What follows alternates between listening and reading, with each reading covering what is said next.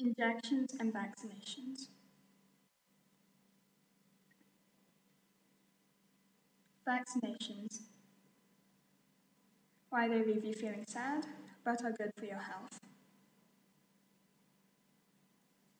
Why should you vaccinate?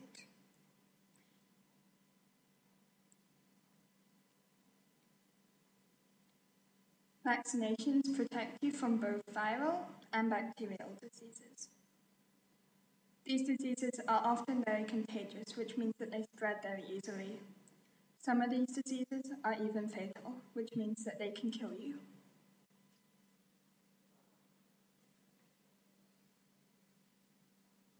Similar, but less serious. Vaccinations genetically modify the disease so that they're similar but less serious than the original disease. They may take similar forms of the disease that are weaker or dead forms of the bacteria/virus. These dead or weakened forms are injected into your skin, where your white blood cells send out an alert that there are foreign bodies which release antibodies.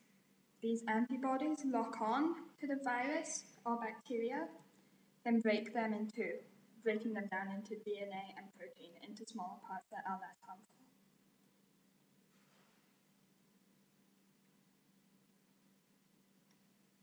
The first vaccination. The first vaccination was created by Edward Jenner in 1796. It was against cowpox, and they noticed that anyone who had been infected with cowpox was immune to smallpox, a very deadly and very often fatal disease. He then injected a boy with cowpox, who then did never catch the smallpox disease, and thus the first vaccine was invented. The smallpox vaccine has completely eradicated smallpox, which saved 15 million lives each year.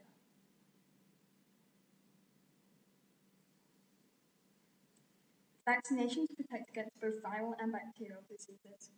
Viral diseases include measles, mumps, and the flu, the common cold. These are all common vaccines that you should all have received.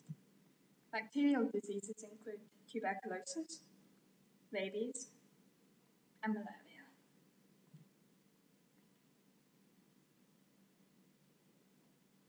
The first vaccination was smallpox in 1796, which saves 15 million lives each year alone and has completely eradicated smallpox. The latest vaccination is the HPV vaccination, which works to lower the chances of getting cervical cancer. These are all prime examples of how science keeps us healthy.